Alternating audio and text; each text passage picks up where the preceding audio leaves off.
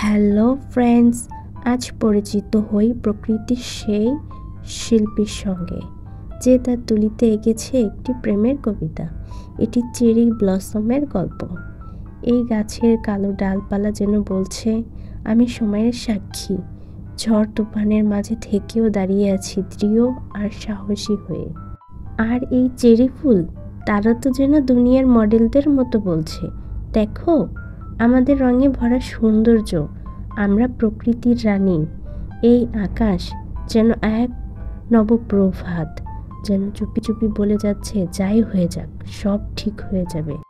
এই ঘাসগুলো যেন নিচু সুরে গুনগুন করছে, আমরা ছোট হতে পারি, কিন্তু আমাদের রং আর সতেজতায় আমরা বড় কিছু হয়ে উঠি।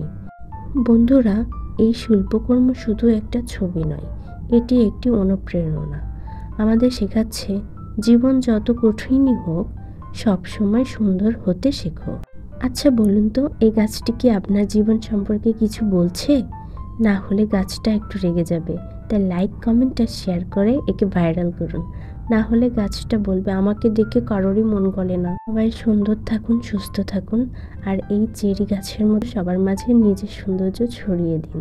আর প্রকৃতিকে ভালোবাসুন, জীবনকে ভালোবাসুন।